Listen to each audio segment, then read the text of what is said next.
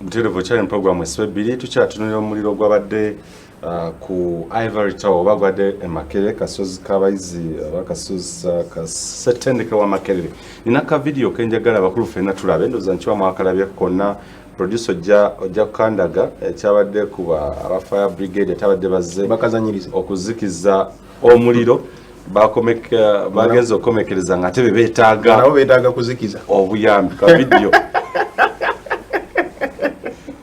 video eyo gyolaba babadde bazze okubeera nga bazikiza omuliro naye ate bwe bityo byatambudde gye byagenza okuggwera nga bwe bityo ne kansoke enfunike naye mukulu Paul otutegeeza nti eno firimu yennyini firimu eba n'entandikwa neweggwera eggwerawa olabeko firimu sitanga afa mu firimu yakitaddewo yagenda okuwangula abasajja bano gwe kugamba eno giyise firimu wagiraba nogiraba ngegwe gwe tewagiraba gwabadde tuwa bwino mbadde nketegereza awo nange nekansesa oba eggwanga lino abaana tuli bagamba tutya just no by the way njagala ntunule mu kamera eno gyenina okutunula mu serious lino eggwanga lyaffe wetuli ate obudde buwanvu naye tugenda kugamba ki abaana baffe ndi bwe twaliwo twakola ki ebintu bino ebimu tubisekeramu naye nga bintu byannaku okuba nti bijja bigwawo ebiti kibi nnyo okubanga olowooza nti esaati wamaze okugigula ate ogenda okutunulayo ng'eyakuyambyeko gigolola agyokyezza nga tokitegedde nti agyokyezza mubugenderevu nga kitegeeza olina okuddamu esaati ate nga tolina kyakkola ng'ensonga ze wandibadde ogamba nti eyo ngimaze kati kaŋŋende ku ndala kubanga njagala kutwala ku kyokulabirako ekyo kigudde mu byanjigiriza mu Uganda yaffe mu ggwanga lyaffe Uganda ebimu ku sectors ezisinga okubeera obubi ate nga zikulemberwa mukyala Museveni Janet Kataka Museveni nga minisita w'ebyenjigiriza ate era ekitongole ky'ebyenjigiriza kyekisinga okubeera ekibi senga nalabye wano abaana nga bakola bu video nga bakola posts za schools challenge amasomero omuntu gazza agendamu nze naganya okuteekayo agange nzira teri yagalabyeko amasomero gonna ge nasomeramu tegayina ttooyi nakati bw'oyitayo ffe twalinga tusoma nze nasomera amasomero ga UPE nga omwana woyingirira woyagala ng'eddinisa liringa mulyango gw'osala busazi n'oyingira omusomesa aba asomesa nga gw'osobola okufulumamu n'ogenda ffe nga tujja ne ffene waffe gwe tukuba ku miti ne mutuula emabega omusomesa asomesanga abantu bakyamulumaaluma n'olwekyo eggwanga lino naddala mu byenjigiriza liri bubi nabadde nina gye ntambulako mu constituency n'omusomesa yansomesa n'asanga nannyimiriza nanti sekabira nkuyinamu obwesige n'essubi lingi naye bw'oba otuuse mu palamenti lwana nnyo ku nsonga y'abasomesa naye abasomesa tusula bubi we twogerera mu Uganda tekyaliyo ssomero lyonna liyina nnyumba z'abasomesa bwe liba nga liyina ennyumba y'abasomesa ya ruumu emu oba ruumuzi bbiri naye ng'omusomesa asomeseza okumala emyaka 20 kitegeeza alina omwana omukulu aweze emyaka nga tufunikira ku nsonga y'omuliro mukuse kabira nkomekeza mbuuza ekibuzo kya alipoota naye of course ne owuliriza ye agamba essubi lyamugwamu teri alipoota temubuuza bintu bye mutajja kufuna ensonga ekituufu kiriwa nti emiliro gino gikwata could it be intentional okulaba nga alipoota tebaneemu efuluma nzaawe nasoose era bba abalabi bakitegedde nti ekyo nakimaliriza nakugambye nti emiriro gyonna egizze gikwata olw'ebigendererwa ebyenjawulo okuviira ddala ku muliro gwa Kibwetere omuliro gw'Ebuddo omuliro gwa wano ewa Kisekka omuliro gwa wano ku Mobs omuliro gwa wano mu katale ka Senti bali ku Ddembe Owino n'emiriro emirala gyonna egizze gibaawo so gwe tulaba accident z'amiriro mu Uganda tezibangawo si wano nalina kugambye nti mujjukire nti atukulembera mu Yekera tuli mu buwambi kati akola buli kyonna kyayagala ebyo ebintu bikola byabayekera so genda nga bakumaakuma obubondo so bwe nkusaba recommendations wano waffe mu Uganda bwe tuba nga tunaatera okugenda mu kulonda ebintu ebyeraliikiriza n'ebyewanisa abantu emitima bitera okubaawo tewaliiwo kalulu kazze kabeerawo ku mulembe gwa Museveni nze kuba gwegukka gwendabye naye buli kalulu akazze kabaawo ebintu bwebiti nga okulonda kunaatera okubaawo bibaawo bisobola okukuumira abantu mu kutya kakuwa ekyokulabirako buli kalulu akazze kabaawo wabaawo omuntu afa mu gavumenti ng'ate munene nga tali ku ddaala erisalawo ojja tunula engeri Mayombo gye yafaamu otunule Kaziini engeri gye yafaamu otunule Nyakairima engeri gye yafaamu mu buli budde mba mugendera mu kulonda wano bweffe mu Kampala by the way ne bbomu zaali zizzeemu era twali tugenda mu budde bwa kulonda mbeera yakuteekawo kutiisatiisa mu bantu. Unfortunately nti ate ffe twatya dda ne tuva mu kutya ne tuguma ne twekyawa kubanga tunyigirizibwa. Nze ntera okugamba abantu nti nze sikyalina kyakufiirwa. Era bwe nagamba omuntu nti sikyalina kyakufiirwa twali ku set ya program eryo modulator n'ayagala aveewo ng'atidde omuntu atakyalina kyakufiirwa nimubuuza gwe okyafiirwa ki? Kiki kyokyasobola okukola mu ggwanga lyo? Kiki kyokyasobola okusaavinga mu maka ago ne kimala? Oyina looni mmeka? Okyasobola okuzisasula? Oba oyina looni ate weewola osasula looni? Nolwekyo embeera gye tulimu si nnungi. Embeera gye tulimu yeetaaga kwerwanako, yeetaaga buli munnayuganda akwatire wamu, eggwanga lyaffe tulizeeyo ku musingi. So tulina recommendations zonna okulaba ng'emiro oba omuliro bwe teguddamu kubeera nga gukwata mu gavumenti eno. Gavumenti bagiwabula. Nze ssebo gulaba enkofiira eno ginyambadde ya National Unity Platform naye nali memba wa NRM. Nze ekyangobya mu State House kiri ku record mu mwaka gwa 2017 saawagira kukwata mu ssemateeka.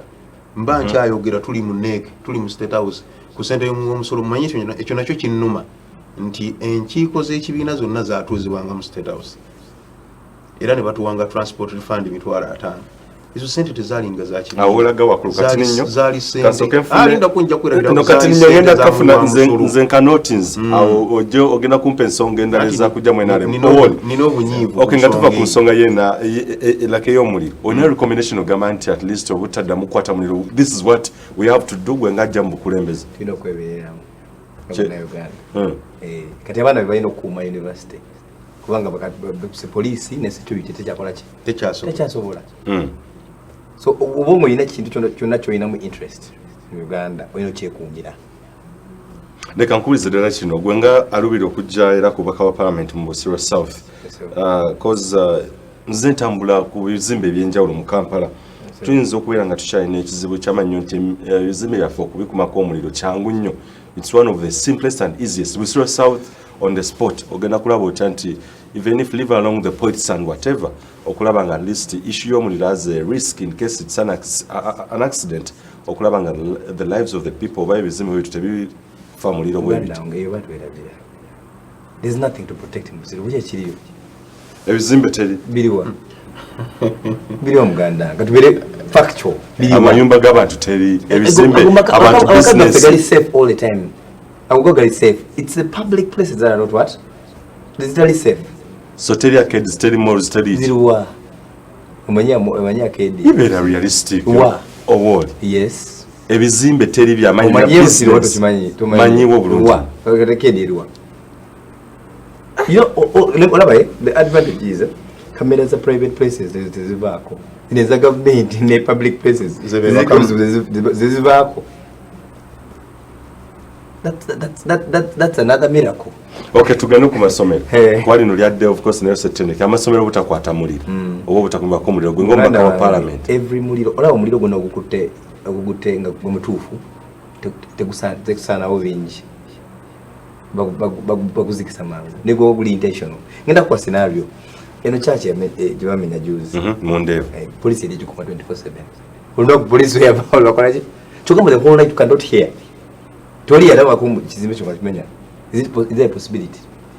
Muganda ndi grade yajja ne kubaka enkumbi ezo. Tori awulira Muganda. In Uganda there's nothing that happens by mistake. For me I dare the police to bring out the footage of Makerere University. So we're trying solutions zolaba mu constituency okugamba nti if schools if what over. Okay, the solutions. Places of worship okubera bikwata omuliro. Muganda, the solutions. First of all, why did they bring the cameras? Baleta kamera okuziyiza ebintu nga bino sicho. Kamera zo zikwata babbi, zikwata batemu, zikwata the small things. Newe bebinete walati kamera evaako. That means whoever controls the camera controls the big things. Before we go into the cameras, omuntu ayinza okwebuza nti precautions oba prerequisites kizowandira byezanditeekeddwawo before building anything like that okulanga omuliro ezo prerequisites zonna gyeziri Makerere. Chokama tewabaddeyo extinguishers Makerere, tewali cameras. Those are the things that are supposed to protect the place, you know. Makerere is 2 meters from Wandegea police station. Okay, it's not 2 meters, but you know it's close. You know, actually, Nemunda bayina police. Nemunda wali police station. I think in a fire brigade. So what explanation can they give the world? You know, these guys make a fool of us. But we just go over it. Because the way you get it, there's not much that's going to be done. You guys move on so fast. In the next 3 weeks, they will never educate Makivivi. Kino kyongedde kulaga ki eky'omuliro? Kiraga bingi. Kiraga the kind of government we are in. Kiraga, you know, police is supposed to maintain law and order. Police is supposed to protect us. But instead, we'll never the example, if there was, let's say, an opposition leader, or Muntu who is saying things against the government, one day the police stand kumi. Track kumi, is that it? I want to work with Muliro just one day after. You cannot even save that very fire. That means it's intentional. You know, these guys leave too many loopholes. Okay, they're smart. Movie, Akabi. Maybe. What is a movie? Yeah. Are we safe? What is a movie? Something acted, right? That's the whole point. Okay, you did drama, Wakayimbira. Accident. Theater factor. No accident, excuse me, my brother. What are the same place, the same day twice? Or the same place, different days? Impossible. You remember accident, you ever worry or swap the money war. If it happens once, it's a mistake. If it's twice, it's intentional. Do you think Rosa truly safe bweba Ivory Tower ekwata omuliro? Bana Uganda bali safe. Bana Uganda bali safe. Bana Uganda bali safe. Manyi lwaki? Kubanga tebalina kyakweka. There's something that they were hiding. Most likely that investigation near billion ezo munana. Bana Uganda balina billion munane wawe. They're safe. Your closing remarks basically ku nsonga eyo yennyini tugenda kuyanga tudate ku nsonga endala. Obaka obusembayo ku nsonga eyo. Police eveeyo. Okay? I know police is under remote control. Naye, what are some things that affect us all? I'm sure there's a policeman abadasoma mpapuleze mweziriomu. I'm sure. At least chikuletera okuvaayo yogera amazima. Otegera. I dare the police this time round. I dare police this time round to challenge us the report. Omanyi nze nademba gamba nti abantu benavaamu. Obaka obusembayo ku nsonga ya. Abantu benavaamu. Wenjaga okudda nesoko mpe ku muliro gunene. Your final remarks then nja kudda ku nsonga ezo nyindi katugende mu elective politics. No, nze ndi wa mazima. Nze siropa mu nzikiza. Kubanga simanyi osanga bwendopera nsonga mu mwaze police amasina kimbabanja. Oba mutuwa report bate mutuwa mwe mu katulinde government yene eveko ebintu ebyo tujja kwongera ku investigate nga tumanyi ani yakola ki era amateeka ganamulamula gatya kubanga so police nacho jibaje tena police mwetulire mirembe mwami enanga ndebo tajja kunnyonnyola kintu kyonna sina kyenkubanja gwamanyi wandi badde otula na wakaawo nolaba ku baana bo wakati Katonda yakuyambye abaana bo tebasomye ne bayise abadde mu piwano agenze mu pitu tula wakola birira abaana bino bintu byakozesa bya kuswaza ensi n'ensi kulaba video zigenda kubeera tuzanyira abaana bo baligamba nti dadi yali abadde ki sina kyenkubanja mwami enanga oyogera batayogera government eno nze nagivaako tubalaba mu maaso abiri tubalaba okolo ekyaziza ekyo kino kyali kizibu nnyo obutaseka boogera ebintu bagamba bo balina ekifaananyi kibakuba kiranyo naye let's now switch mu elective politics bakumwena mwene ebifo byemulubiri of course okubeera nga mutwala mu maaso leadership positions kantandikire bwomukulu Ssekabiri wovudde wali eri wava mu national resistance movement n'ogenda mu NUP kaakati gy'ogenda okubeera nga in case electricity efuluma okakasa nti ddala kituufu ku bwobaka bwa parliament bakwadde flag mu katikamu north obadde okyatuwa details ensonga ezakujja mu NRM okwalina okukyusa ssemateeka meetings ekibiina nga zitula mu state house bw'ogamba ku ssente zammwe abayiwa omusolo n'olwekyo lino eggwanga just njagadde nyongereze bwongereza bw'okomi nti lino eggwanga okuleeka atalinaba kutunuza maaso abiri buli kimu kiri ku kifuula nnenge ate nga tuli ggwanga eggagga soke tugende mpola kiki ekyakutwala mu NRM kikyali kikututte batuyita nzaaliddwa ku mulembe gwa NRM kwenkulidde nsomedde kuno buli kimu serabye ku mirembe emirala gyonna by birth omanyi omuntu osobola okubeera a citizen of a country by birth by registration kati nzaalibwa mu NRM so goyagala kugamba nti bakuzaalidde mu mulembe ki so by birth obadde mwena alema okuleka ngoyagala tulimba mulembe ki omulala gwolabye guno mbadde manyi wakola okusalawo okugwanidde guno ogenda okulaba omuntu akugamba nti muli wano Kampala mugenda wakiso ogenda okulaba emmotoka etunudde mu Lwera lwaki toviiramu oba olimu amagezi nze mbadde nkyakugamba nti nali nkyayogera ngamba mwami Museveni tisaagala okwate kusemateeka omuzindaalo ne bagujjako ngenda okuddamu okwogera halo nga teguliiko banfulumya bufulumya era nze ebintu by'ebibiina bino nali mbyetamiddwa kubanga bakujjako omutwe gwo ne bayagala okuteerako omutwe omulala noba nga tokyayogera values zo era senga mwami Museveni teyatuwa akatebe kano kakutunyigiriza kuva mu people power okufuuka ekibiina kya NUP nali nina kusigala nga so agenda mu NRM by birth not by decision nti ogoberedde ensonga eyo nene okay agenda ne bigenda kubanga gwe mulembe ogubaddeko paka we nazuula nti byendimu bya kiyayi just nombo omuyeekera n'awamba naye n'asigala nga balagambu muli bawambe naye temulina kyakukola then mba nakindira kikusomero so ensonga zange zirikirya naye nti ekyo nkitadde so avayo 2017 twawukanye n'ono omusajja mulo simubanja naye saagalabeeko kyammanja kamusabe busabi Katonda yambe gavumenti ekyuka ekyomukisa omulungi nti time is on our side nammwe mbalaba wano mwetunuulire omanyi saagala mulowooze mbu tuli mu kuweereza abantu naffe twelowoozeeko wano eggwanga lyaffe tukyaliwo obudde buwanvu okusinga bano abatufuga kitukakatako okubanga tubeera ne kyetukola mu myaka gyaffe egy'obuvubuka contribution yaffe ebeerewo bwe tunaagenda nga tukaddiwa ate abaana baffe bajje mu bifo bino ate nabo baveewo nabo bategekere generations eziddako nolwekyo bwoba ng'okyali muvubuka buno obudde saagala obanje mukadde mu bintu bingi nze nina taata wange mwami Sekasi tagula kibanja nga siriiwo ensonga gy'awa nnyangu nnyo tamanyi kikinaabaawo enkya si lwakuba mbu alowooza mbu agenda kufa wabula akimanyi nti okufa kya butonde ate kalenda ye buli lunaku eyongera kukendeera ng'atuuka ku myaka gye kalaga nti Sekabira akyaliwo obudde obuwanvu kino kaabere ng'akimanyi ono atukulembera ye talowooza mbu agenda nakufa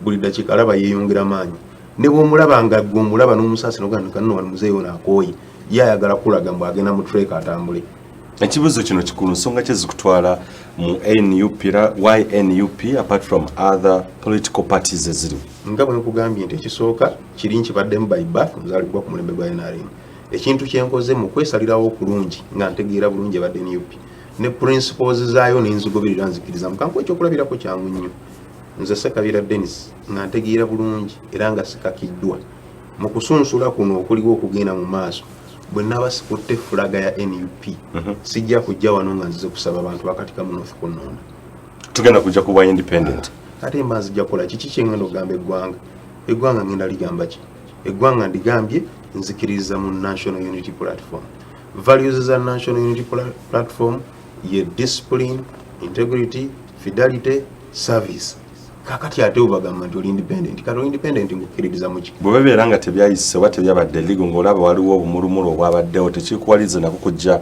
nga independent nga bamwe batandise okubyogera eyo keesi endala eyo eri nti ekibiina kinneesize benzikiririza mu kubanga mbaddewo mu kuzaalibwa ku NUP nali coordinator wa people power nga tulina okufuuka NUP egenza okufuuka NUP oba coordinator buterebu ne bugenda ku NUP kitegeeza mu kuzaalibwa kw'ekibiina mwendi ekibiina ekyo kigenda okufuuka NUP okuva mu kiri bamwami Kibalama baali baddukanya nga kina bamemba 1,500 ndi namba 1,500 mu 89 kitegeeza mu NUP card number yange eri 89 mba siri mu bamemba abali ewala kitegeeza nkwatibwako ennyo sisobola kubanga mu kutandika kw'omwana nze muwadde amannya ate nentandika okumenya ebyo byetukanyizaako nkulanga nkugambye nti nze batampe fulaga ate nga nakkiriza mbere subjected mu nteekateeka y'okulonda akagenda okukwata fulaga sijja kwesimbawo kuba sigenda kuwana kyengamba ggwanga olutalo lwendiko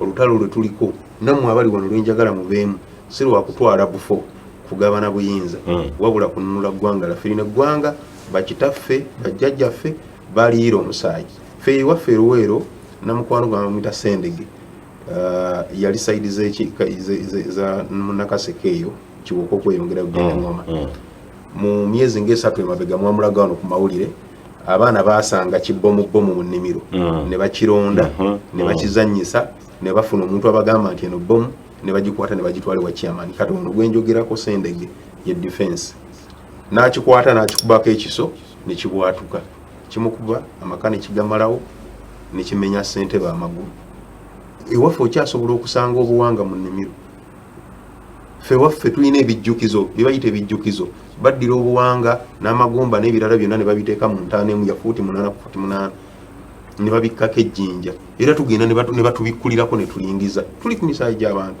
tuli ku buwanga bw'abantu naye tuli mu bintu ebyekisaazisaazi eggwanga twagala okulizzaayo we lyava ekyo si kituufu mu kyasa wakati nnyo mukulu Sakabi mukulu owooli bwe twogera ku elective politics g'oli omu ku abo abasaza okujja independent kyonna kibiina kye weegwanyiza nakyo onna kubeera nga oyingira era wakakasiza nti gwe ebipande byonna byonna abantu bo ogende nga owoolipo so si kala oba kibiina kyonna nsonga kizoomuwa omuntu oli ensonga nyingi ekisookera ddala political party zino tezikiriza bato abavubuka abatalina experience naye ate okufuna experience onagifuna ute nga togenze naye ate NUP abavubuka bayitirivu nnyo abatula ku bukiiko bayitirivu kubanga NUP mpya naye ate abakadde ba DP bonna bagenze kuki ku NUP kiba kitegeeza only him and the few people Bobi Wine n'abalala batono be bato naye ate abakulu bonna bakoze kati essaawa zino negenda neneesimba ku bakulu ba DP do you think they can give me the flag kyekisooka ekyokubiri political party zireeta enjawukana mu bantu owa DP tagala kutunulira wa NRM wa NRM tagala kutunulira wa NUP sometimes you have to come together okukola ki okulondola ensonga ezimu tulina okuyunitinga naye tekizibu nnyo I don't believe that opposition is always right and government is always wrong. Neither do I believe that government is always right and opposition is always wrong. I believe sometimes government is right, sometimes opposition is right. So njagala kubeera in a position whereby when government is right I can say commend it, and then when the opposition is right I can also do what? Commend it. Yes. Ekyokusatu zino political party yakyogeddeko okusalawo you have to speak. Oyina okwogera political party kyekoze ki kyeyogera si gwe kyolowooza mu kituufu obagamba mu kino kibi you all of you are supposed to say kino kiwat newanga gwolowooza independent olowooza kirala olaba membe kyayogedde ye wali mu NRM yetakkiriziganya neki ekyokukwata ku egirimiti naye bamujja ku microphone that means they were suppressing his voice kati ebyo bebitu bibamvaliriza okugamba abantu ku ground. That is why my sign is elevate. Together we can. So Lumative, you can go through the parliament this time around without kubawa dewe songaya wave and people power NUP this time around sola okwangula political parties. Like you know, ground still not if you can. When I'm already the now good. I say this with a lot of surety. Be 1,000,000% sure. Ne katuveko ekyo. Kupanga wali ababina watu jababa. Ne chengeza kugamba partism. Actually in this next parliament those are going to be more independent than opposition. Especially with the wave of engage them primaries, the division in DP and so on. But independent we're going to sing of opposition. Be my guest. So without a political, with or without a political party, you're in the parliament. Actually, without a political party, I'm in parliament. With there's no guarantee. I told you there's division. Because we were red, we were blue, we were green. Like negative for me, a collective one. Actually, I believe in everyone.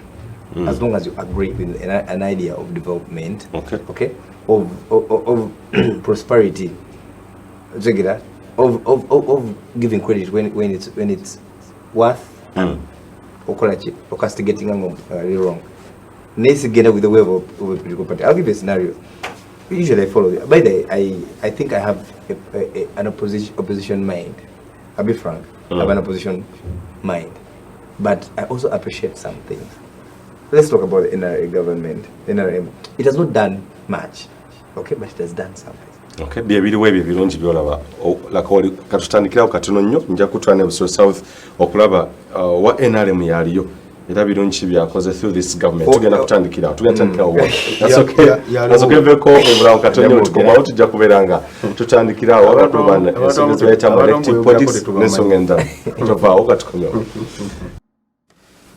weewaawo nkwaniza nnyo mu kitundu kino ekisembayo kya programu esfebiri mu studios nkyali ne mukulu Ssekabya Dennis ono alubira kutwala entebe ey'obubaka bwa parliament mu Katikamu North mu kalwa kajesako ne Owoli Paul alubira kutwala entebe ya obubaka bwa parliament mu Busiro South wengendere mukumulako Owoli mbaye nkubuza ekibuuzo okkiriza nti national resistance movement eriko ebirungi byakoze si bingi naye bitono so kompe ku ebyo ombulire ne Busiro South aliyo weenaalema kyakoze ng'eggwanga national resistance movement ekoze makubo. The roads are well fixed. Which has boosted the security, though they use it for their own advantage. And that was an orange Gama Burumiza Bayai. Abakatikamu North Rumiza. The year, area was thick. To what I told Chakoze. Your government, I don't know about it. Or you are useless. Omaka waffe ali useless nabe busirubona bajakanya nange kichakoze ali useless omaka taso ataina na kintu kimu kyaso kwogera. If I think one time we should force him to talk abeko kyayoge kuja kyakoze maybe that will make him learn gumanyo kyakoze oli wa mawulire manyo kyakoze mwali mugenze kwa mugenda saka mawulire mbuba gudde wa kino olaba ne ebusi tewali secondary school abana bava mu P7 bafumbirwa atuli 10 km from Kampala kati yakoze iki ayinza okugamba tateekeddwa kuzimba masomero ayina kubeeranga muganda wange ayina okulobinga azimbe because that is a priority education desokera development goals education is among the first things muganda wange for NRM has done something somebody has done nothing. Let's separate the two. Zegira? Yes. Ku national level mu Uganda national resistance movement inachi yakoze. Yeah. I was South to wali kyekoze. And it's not, I cannot blame the national resistance movement. I blame the member of parliament. Kuba yino kubulira ebizibu. What yetafayo by the way yo. Mu America kati omusubiro tokulumirira abantu bawansi abebusiro. Nsonga kyezenjawulo zikutwala mu kikole gwanga obukulu 220 obwo muganda wange imbusiro twali kiriyo kino kyogera every single day of my life twali kiriyo kutandikira ku byobulamu amalwaliro gali empty galina dagala ate nga buli kanaku national medical stores eyo kyaki malaga edagala enguudo tewali wadde 1 kilometer of tarmac colons ebusiro essomero waliyo only two tertiary institutions and there's none that belongs to the government. Ebusiro South. Tewali university ya government, tewali stendekero ly'emikono obeera government. Agali oga private, ate ga sente. Ogenda ku private nkubulidde example yaki for secondary. Egombolola Damba telina secondary. Erimu over 30,000 people. Kasaba mala P7 ngomwala afumbirwa. Muganda wange eyo mirimu batwabyere abira tewali mirimu. Mutenzo kwebuza the role of omulimu ogumu ogw'abaka ba parliament representation. Ogenda ku representing Busiro South okwawukana kwabaddeyo techniques or strategies zogenda okukozesa okubeera very totally different and exceptional. First of all, omubaka tabayita representing abantu. For instance, abebusiro tebakiziganya n'okugikwatako. And that's the only time he represented them in parliament. That's the only time he spoke in parliament. Apart from slaying and all other things. So literally we're going to be back on the drawing board and get everything zero. I want accountability. Oluva natete paka nakauka paka no kasanje bakalote kama muti mu budget milionena sente zero. What happens? But it's not a priority. And very many other things. Tewali, I know the thing. For instance, the things that I'm doing right now. I know the roles of the Obaka. Naye, obangolo miliro abantu. Kuja kulinda government kole buli kimu. If I'm earning 25 million, and an ultrasound machine is 20 million, okay, or 24 million. Can I sacrifice 1 month? Abantu bagombolo limu because nechimayina. And all about Kasobino Mubaka, over in a connections. There's too many NGOs that are willing to support. All those are Uganda UNICEF. Over UN, over Gamba, okay? Or even, what do you see? What do you organization you have? Budget Adra? You have Adventists. Was also okuzimbira ennyumba nyano okolamu essomero. These things need some love for your area. But of us just robbing. Instead of robbing, they come to rob. Because that's what was happening. You know, today there was a radio. Mommy yakubye angamba go kola bingi. Wojja togenda kwagala kuswa kujayo sente zo. Very good. Wengenda okukuuza nange nti. Neze ne mubuuza. Bingi byoteka ku ground. Ne mubuuza oyataddeyo bingi akoze eki. Don't you think a person who has done a lot for the country najja nafuna sente ze back? Asinga omuntu atakoze anything ate nga tutte sente. Obali kino togenda mu business kuba sente zotadde mu South impetitive. Muganda wange sinoonya sente. Yeah. Basasula milioni 25 ku parliament. Nsobola zikola in one day. Kuba nina truck 15 ngenda kwongera ku 25 buli truck kola milioni per day.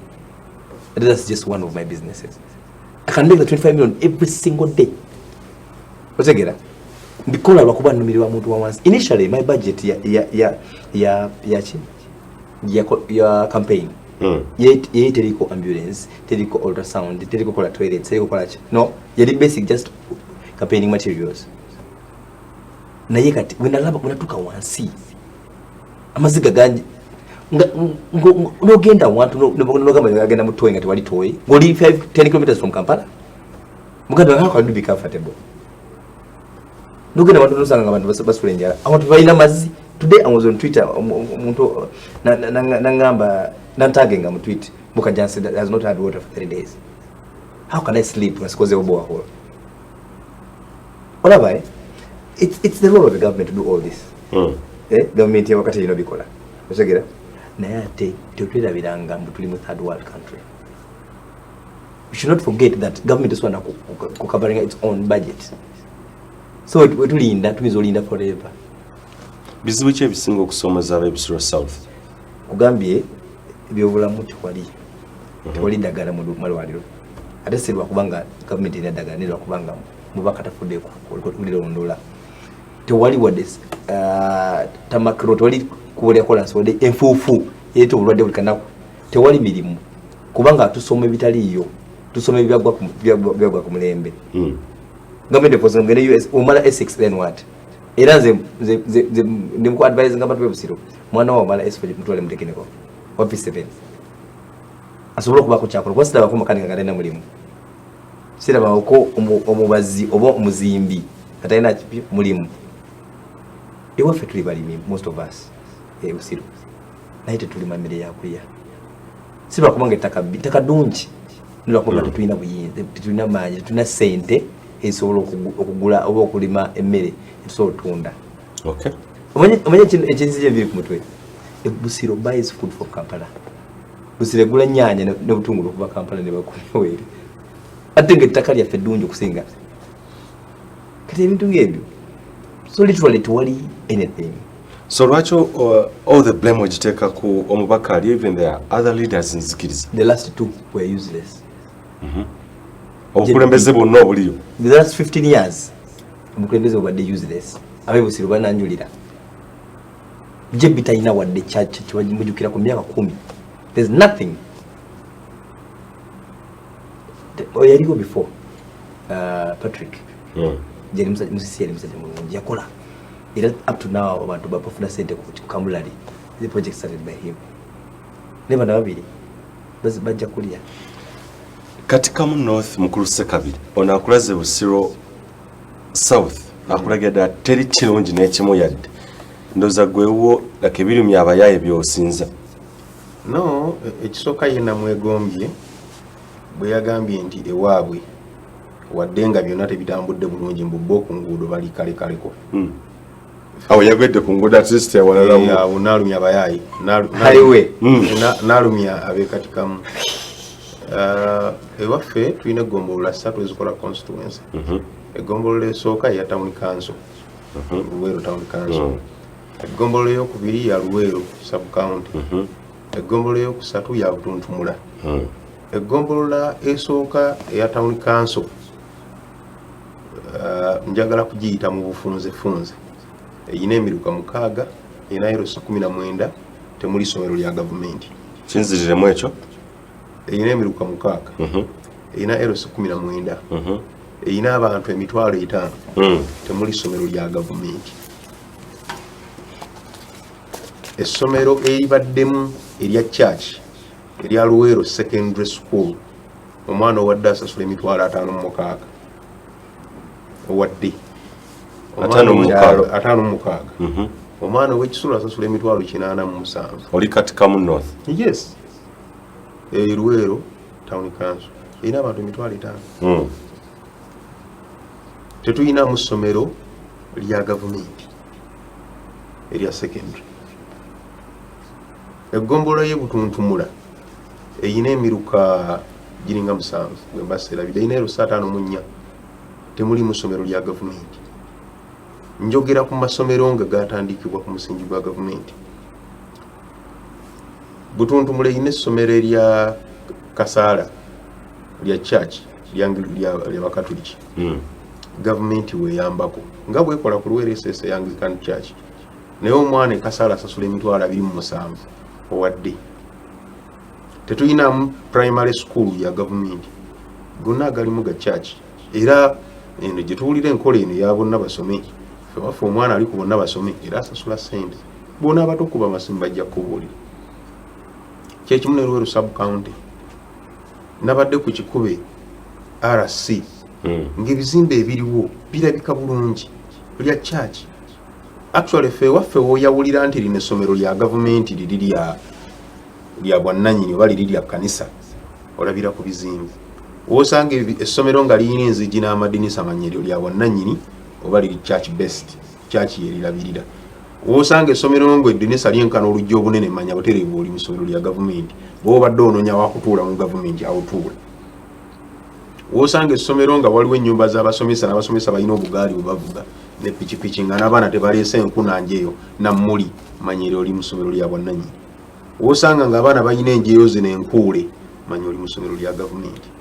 N'olwekyo ababusiro bamwe kale ebyo byanjigiriza tuli bino. Nze njagala kugamba ebintu byangu nnyo kuba manyi ogenda kumbuuza lwaki njagala ogenda mu palamenti. Mbaka palamenti alina emirimu 4. nasoboleddeko kati nnyo okuva wawo nti oyogedde ku byenjigiriza byokka. Nsonga ki endala esinga okusoomooza nakatikamu north? Ffe tetulina kitambula bulungi nkulaza ebyenjigiriza bibiri.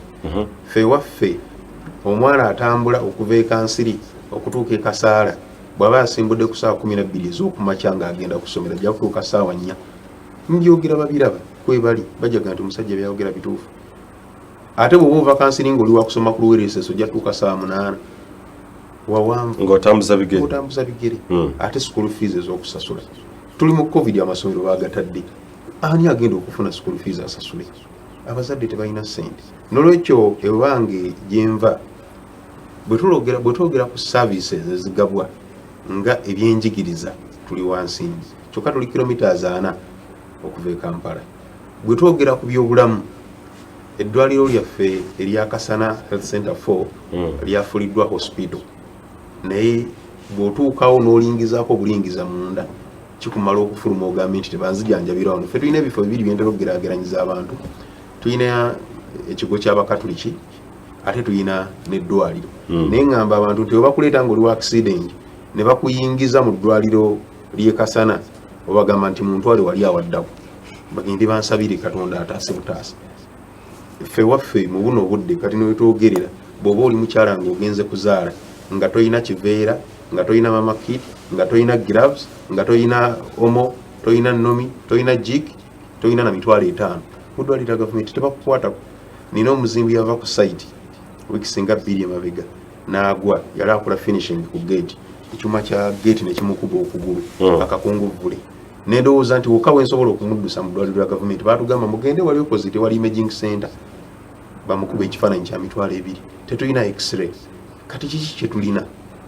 Nabwe nti tulina eggombolola 3 mwezi ogombola esatu tetulina institution ya government eyigiriza tugeze ebyemikono enakaseke balina ffe waffe Luweero tetulina kitebe kya district kiri mu musingi ssentebe wa district stamp atambula naye mu mmotoka stamp abeera nayo bw'omusanga mu nnimiro nga koonerawo bw'omusanga abadde avuga kamagwa kyamani njagala ku stamp nga koonerako ng'avuga ebye ng'agenda nkugambye tetulina malwaliro tetulina makubo olunaku lwajjo nabadde butuntumula namukwano gwange ssentebe nadengezaako okwogera n'abatuuze nga abalaalika nti nkyaba naye buli muntu ajje n'enkuumi nga bategeeza olwolwaleero basobole okubaakwe batematema bamuga esebo kyamaanyi batugamba amakubo gonna mwagalima tetujja kujja naye nga buli district yaweebwa unit y'ebyuma omuli greda omuli kino kitipa ekivuga ate ne roda etikkako ettaka kitegeeza nti abakozi basasulwa sente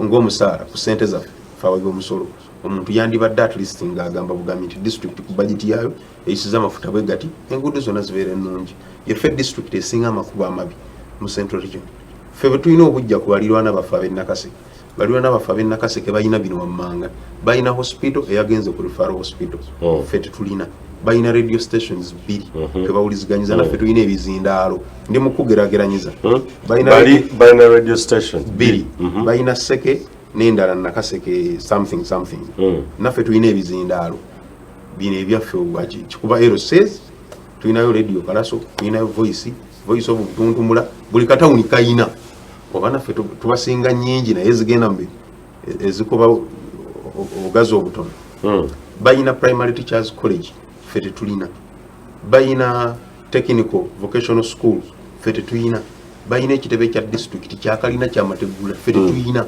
ndowooza kyetubasingako tulina kiga nti etuli yaddeko tulina ekkomera tulina ekkomera abo ab'ennakaseke betwogerako bakafuna constituencies 3 ffe tulina constituency emu ekitegeera so okunyigirizibwa kungi ebintu bingi tebitambula bulungi naye ngaomubaka wa palamenti abeera n'emirimu ena omulimu ogusooka kuba kukiikirira bantu representation kitegeeza wejjeeko omutwe gwo obeere katumwa abantu kye bayagala okwogera kyoba oyogera ku floor ya palamenti gwe mulimu ogusooka omulimu ogwokubiri kuba kukola mateeka fe omubaka waffe tetwamugamba kakwate ku ssemateeka ekyo yakola kikyamu yeetumiikiriza ogwo si mulimu gwa mubaka okwogera byayagala alina kwogera by'abantu ekyokubiri etteeka ly'emmwanyi lino eryazze ndyogera nnyo nammwe abamawulire mugende mu maaso mulisomese etteeka abakali baatebulingira lye baayisa omuntu akkirizibwa kulima mmwanyi nga talina layisinsi emukkiriza kulima omuntu akkirizibwa kulima nga talina wagenda kuzaanika wa seminti neffe abantu baffe bali mu bwavu eggombolola y'ebutuntumula entayala eyimiridde ku kintu kimu mmwanyi eggombolola ya Luweero sub county eyimiridde ku kintu kimu Naanansi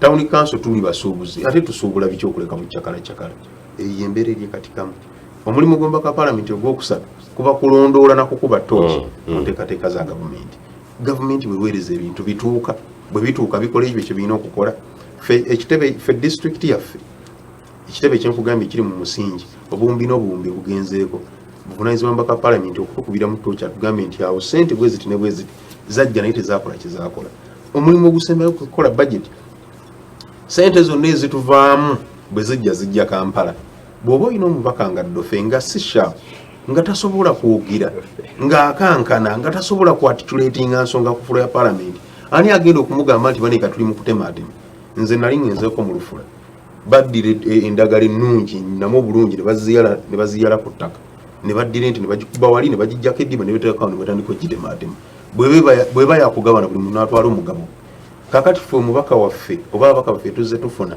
alaba abantu nga bakaayana batemaatema n'atunula ne bamala ne kabuuyi lunyamanyama lwe baba ababaazi ne balutwala n'endagala ne bazijjawo n'atambula nga yeesansabaga n'akomawo gye muli bw'aba alina pocket change bw'asigadde mu nsawo n'ajjamu n'agabuuyi ekyo si bwati omubaka wa palamenti bwe yandibadde gwe mannya liyo ye Abraham Byandala ennaku z'omwezi ali mukaaga Mei yatwala mu mwaka guno gwennyini yatwala ebitanda mu ddwaliro okubeera nga donatinga kuba butwatwandikayo it's like donation omuntu ayinza okugamba nti ebyobulamu omusajja ng'abifuddeko nze njagala kuwa kyakulabirako mu makaago senga omuntu akusanga ng'olina esepiti ya kidomola kimu gy'ofumbiramu naye ng'etonnya nawoga nti waye ng'olabye esepiti ye etonnya naye nina lita 10 eno kidomola kyo ene sepiti ya lita 10 naye tetonyoga mantu we balunyambi era no kasita wadde kano katono naye tekakola ki tekatonyo ogenda okuyingira mu nyumba ogenda okufuluma nga bye pipa bidomola 10 abakubye abakuyambi omubaka waffe wa palamenti simanyi okuleka gwa mwaddeko obujirizi bw'ebitanda ebina noma kibayita ebisanja kya myaka 5 okumala emyaka 15 dira emyaka gyange ne bwenfaanana omuntu oleka emyaka 15 wanye bwe nali nfaanana yewe yafuukira omubaka waffe wa palamenti yafuuka memba wa palamenti nga nina emyaka 15 okitegedde kati nkubisaamu ntoolaako wano olaba akalinza akatudde wano nga kayogera bino byenjogera ekitundu ky'emyaka gyo akimaze mu palamenti naye kiki kye tugamba nti kino kyakoze tewali gayite wona abantu abalala abeesimbyewo waffe babuuze kiki kye bakoledde abantu tulina omusajja omu yakoze ekyafaayo ffe bukyanga lubangala mindi twali tetufunanga ku mbaka wa palamenti akuba billboard ku luguudo ya milioni 50 kipande kinene nnyo kisinga ne studio eno bunene bino ebyokumako n'ateekako ekifaananyi kye ensi yonna etyanze sobola nakukole kinabalumya munyeyo mukabalumiza abayaayi ekipande kya bukadde 50 muli mu kufa naye obukadde 50 senga yabutemyetemi constituency yaffe kugambye eyina Luwero sub county emiruka 9 tuyina emiruka egyegattako esatu egive katikamu giri 3 gimiruka 11 12 awo town council eyina emiruka 6 Butuntu mulina emiruka 7-9 weewali kakati njagala nkwekyo okulabirako senga yadidde milioni 50 n'agamba nti kaziwe eggombolola emu tugeze ya town council emiruka 6 buli mugombolo yandibadde buli muruka gwandibadde gufuna sente mekameka naye yazitadde ku kipande n'aziteeka awo ate ekyomukisa omulungi nawulidde zibuulirizibwako kubanga zadde sente zadde zirina okukola mu kulonda kw'abavubuka sente zadde zirina okugenda mu kalulu k'abavubuka tezaatuuse zagenze ku kipande ngenda okuba abakalulu webalabo bewampadde mbasobola kankubuze ki leka kirire ekisembayo bukulembeze bwa kika ki bwogenda okuteeka katikamu north omuntu obugenda okubeera nga ddala kituufu bumweyagaza oba naye nga bukweyagaza mwaka ogujja 2020 in case ekisooka nakugambye nti singa baba baneesiza ebintu bina byenina okutambulirako ekisooka kwe kukiikirira abantu okubasakira nga mpita mu budget okulondoola enteekateeka za gavumenti bweno byomboyogedde mu Luganda bintabudde representation ate n'okukola amateeka kyekibadde kinvudde mu n'okukola amateeka byebintu bina ekyokubiri njakku ekyokulabirako nagaye nti ndi musomesa nina amasomero agasomesa abasawo mu constituency yange ekirooto kyange kyakubeera na university kubanga university ziyamba ebitundu okukulaakulana ebitundu nga Ndejje ebitundu nga Busitema ebitundu nga Bugema byonna bikulaakulanyirwa kubanga balina universities nze singa Katonda nyamba nampa university Luweero eyo abantu ne basoma abaana ne basoma n'obutale ne bweyongera bwali ntwala gyali okumuweereza ndega nti Katonda ontutte mu so n'ebyenjigiriza tobisubye mu gulu bwantwala mu buno obudde sikkiriza nti Katonda lindamukko kino kinakimaliriza ate so omuntu alina kutesala Katonda agirakule bayirawe Katonda ndi serious ninda okumaliriza nsooka entereza ekyo ekyokubiri nga bwe nakugambye nti ffe tetulina radio station bw'oba obikira ku bizindaalo abantu tebalina ngeri gye batambuza mu bukaka balina njagala babuulira mweno era mu kyasa kya 21 mu mwaka gwa 2020 omuntu tasobola kubanga tufuna mawulire ewaffe abantu namaze okubagamba twafunye frequency 87.2 abantu babeere nga basobola okufuna radio station babeere nga bawuliziganya tulina abantu abamanyi okuweereza emipiira abamanyi okuzanyiikiriza abamanyi okukuba obulangu naye wano tebasobola kujjawo ku Delta mwabamanyi amanene mubeerawo mwaba obumanyirivu obwamanyi mubeerawo kati twagala tubateekereteekere ewaffe ku Bulemeezi FM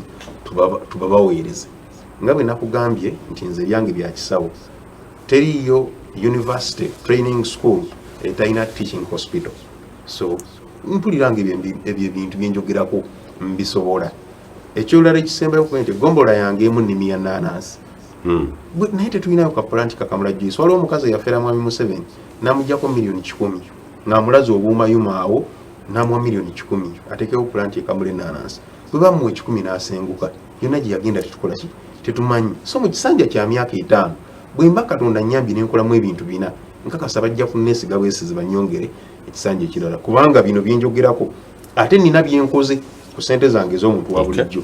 Nze nasanga ekibangiriza ekikalu nga wano bwolaba wafaanana n'enzimba w'akatale ne kayimirira okuva ku ttaka paka waggulu nga katale bakayita na Ssekabira market. Bw'otuukawo olabirawo nti omuntu mukozi nsimye boreholes awatabadde nga wano ne ngati wano gatonye ne gatonya. Ewaffe mu Katikamu North nze kanze yakaddusa abantu emisinde egy'okusonda ssente, abantu ne bajja mu bungi ne badduka ne basonda ssente. Emisinde egya bagiyita Ssekabira Independence Land ekigiganya okubeerawo guno mwaka tuli mu COVID. Naye buli mwaka badduka ne basonda ssente ne tugula amataala ne tugateeka ku makubo. Ewa muganda wange bwe mpita ya Trist ebitaala ku makubo mbiraba ffe waffe ndeekayo ettaala emu ne baga nti Ssekabira gwasinga naye nga tawuli erina ettaala egi actually mu tonninnyira ntaddemu ettaala bbiri ne baga Ssekabira yakola naye balaba ku ttaala bbiri zo. Lakini zawumbira lakisiba nadendo kulaba nja kuddewa lakowoli naye akole like of course closing remarks ku nsonga eyo. Ajja kubeera ng'ompa obubaka bw'obusemberero ddala eri bannakatikamu North. Obubaka bwange eri bannakatikamu North bwangu nnyo. Njagala kubategeeza nti ebyatulwanya byaddamu. Kale ebyakulwanya biba byaddamu gwe n'otaddamu oba owanguddwa mu lutalo. Mbasaba munkolereyo ebintu bibiri. Mbasaba mumpagirire era munnondere Robert Kyagulanyi Sentamu. Kubanga Sentamu tagenda kufuna budde bumala bujja kwogera gye muli. So buli muntu w'olifuuka Sentamu otambuze kikukwatako. Sentamu yava mu bulamu bwe buli comfortable najja tufaanagane. By the way, waliwo omuntu watuuka n'akuba layini n'ayingira mu bantu bali nga ye takyanyigirizibwa ng'asobola okugula emmere, asobola okuweerera abaana, asobola okwejjanjabisa aba yasala layini. Ffe eno ne tusigala eno mu byaffe nga tutoba. Kati omuntu bw'asala n'akomawo oyo tumuwenga respect. So mbasaba mumpagirire era munonde Robert Kyagulanyi Sentamu. Ekyokubiri mbasaba mumpagirire buli muntu anaakwata manvuuli ng'akabonero akapya akagenda okununula eggwanga lyange. Nange mbajjukiza mumpagire naye nabasikutte flag nze sigenda batawaanya nja kuddayo ntuule ngumiikirize nninde emyaka egi. Onasigala ng'okola bye badde okola in case tebakola. Ngenda kubikola. By the way nina bye mbadde nkola okujja mu byobufuzi. Okay. Yes, so we nabasikutte flag sigenda batawaanya nze sigenda buzaabuza ggwanga. Nja kugenda nkola ebyo mu myaka 5. Mu bufunze ogenda kunkolera ebintu biri okumbulira Busiro South gy'oyagala ebeere mwaka okutandikira ddala mu 2020 singa abantu bakwesiga n'obubaka bw'obusemberero ddala. Kale ekisookera ddala ekkubo twetaaga kkubo. Ebyobulamu leero nabikozeeko tetaaga bifokasingako naye nze ekintu kyonna ebyobulamu oli mative nti byawedde oba tubula kujja task force kigenda okukola nga nkusoma omubaka task force elondole making sure mbu eddagala bweri buli mu ddwaliro buli kanaku ate abasawo bagenda okukola. Nze ekintu kimu kyokka kiri mu manifesto yange kyensuubira gavumenti okunkolera era y'oluguudo. So in the next myaka 5 tubeereko newakiri kilomita 3 eza tamaki kubanga kasatu kola oluguudo ebyamaguzi bijasobola otambula Busiro egenda kukulakulana. Just one main road kijja kuba kimaze era maybe ogattako ekirala emirimu kyobola wa technical school eyo sigikola kuba njagala abantu basome nenjagala eyigiriza abantu ebyemikono